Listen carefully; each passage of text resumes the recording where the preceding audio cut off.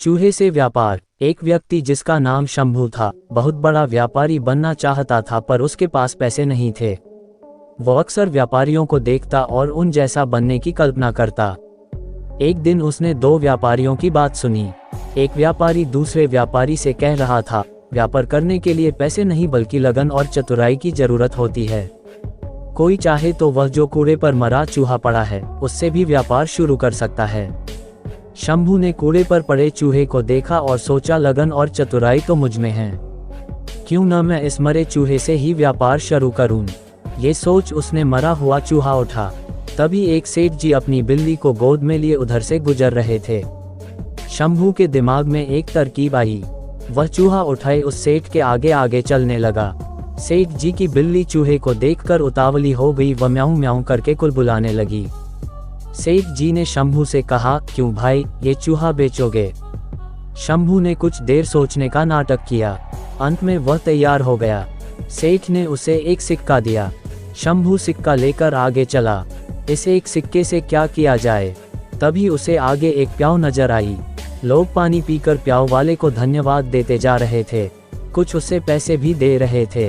ये देखकर शंभू ने सोचा कि क्यों न यही काम किया जाए। शंभू ने एक घड़ा खरीदा और उसमें पानी भरकर खेतों के निकट बैठ गया। थके प्यासे किसानों ने उसका ठंडा पानी पिया। किसानों के पास देने को पैसे तो नहीं थे, पर उन्होंने शंभू को कुछ फूल दे दिए। उसका दिमाग अब और तेज चल रहा था। शंभू मटके में फूल भरकर मंदिर की ओर चला। वह मंदिर के बाहर फूल लेकर बैठ गया। मंदिर में चढ़ाने के लिए लोग पैसे देकर उससे फूल लेने लगे। शंभू की अच्छी कमाई हो गई। अब वो दोपहर को किसानों को पानी पिलाकर उनसे फूल पाता और शाम को मंदिर में बेचकर पैसे कमाता। एक दिन उसने किसी से सुना कि एक बड़ा व्यापारी अगले महीने 500 घोड़े लेकर शहर आने वाला है। उसका दिमाग दौड़ने लगा। वो घड़े में पानी व गुड़ डालकर जंगल की ओर चल दिया। वहां घसियारों, घास काटने वाले को मुफ्त में शरबत पिलाता। घसियारे उसके बहुत आभारी हो गए। वे उसकी सेवा के बदले उसके लिए कुछ करना चाहते, पर शंभू उन्हें कहता, समय आएगा तो मौका दूंगा।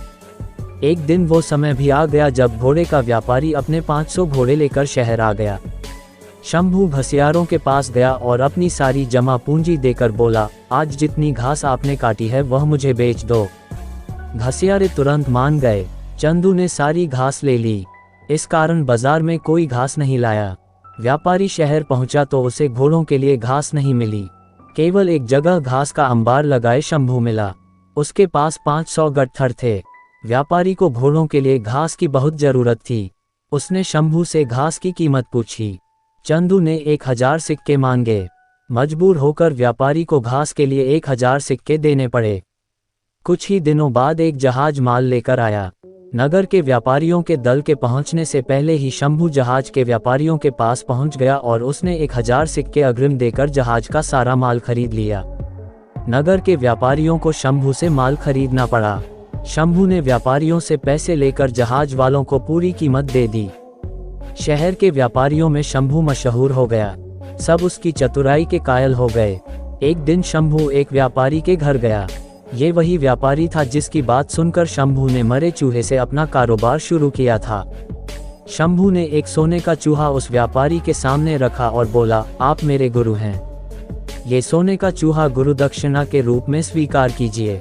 शंभू ने मरे चूहे से लेकर अब तक की सारी कहानी उसे सुना दी।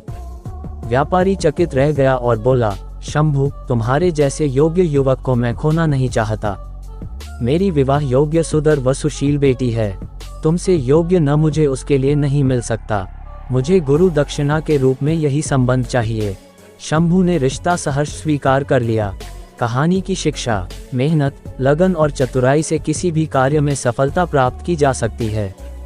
हमेशा प्रयास करते रहें, सफल होते रहें और आगे बढ़ते रहें।